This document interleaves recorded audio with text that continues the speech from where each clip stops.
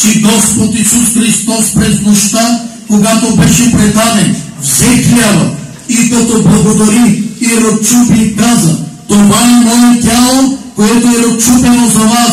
Това правете за мое възпоменание. Така взе и чашата след вечеря и каза: тая чаша е новия завет в моя кръв.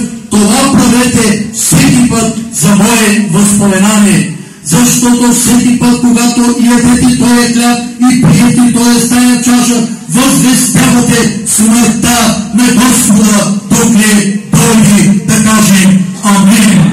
Господи, ние ти благодарим за това Божие слово. Ето ние заставаме, Господи, пред Тебе, открити. Заставаме, Господи, с открито сърце, с открито лице и Боже изповядваме. Боже, Те молим в името на Исус. Ние прощаваме на нашите длъжници, прощавай на тях.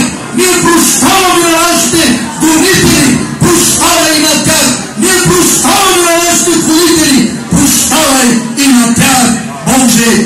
И накрая ние вярваме, че Ти си простил и на нас. И ние ходим в това опрощение в името на Исус Христос. Казваме амин.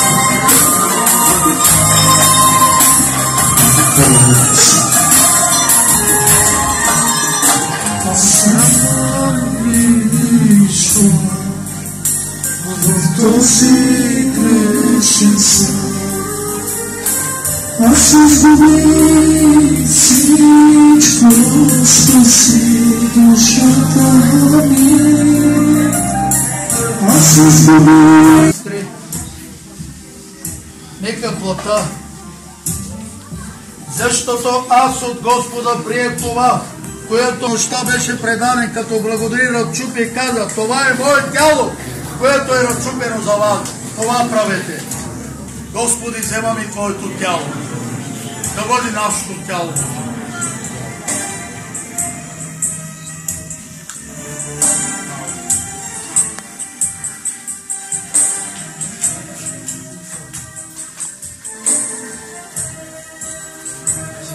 И така взе чашата след вечеря и каза: тази чаша е новия завет в моята кръв. Това правете всеки път, когато ядете този хляб и пиете тая чаша, възвестявате смъртта на Господа дослед дойде.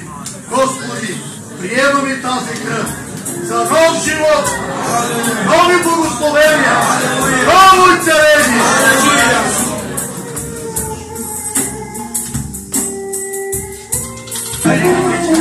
Господи, както се мият прахом, мъже падат, така и слабостите и греха да падат.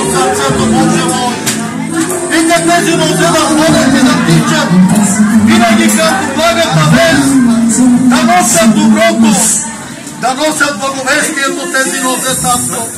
Те моля в името на Исус, Боже святи, винаги всякога, Господи, най-доброто. Тези нозе да носят най-доброто. Боже, те моля в името на Исус. Алилуя! Алилуя!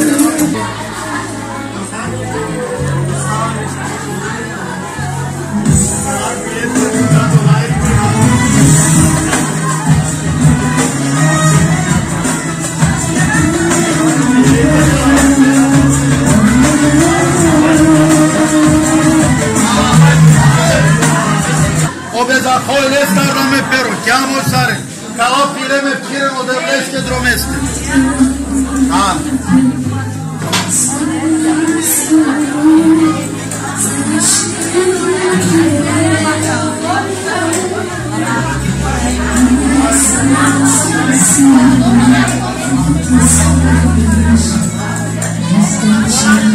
Грехът от сърцето да падне.